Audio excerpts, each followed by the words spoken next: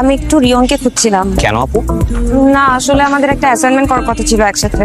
ওর কি কোনো নাম্বার দেওয়া যায় আমাকে? Hello, this is Riyon. বলুন।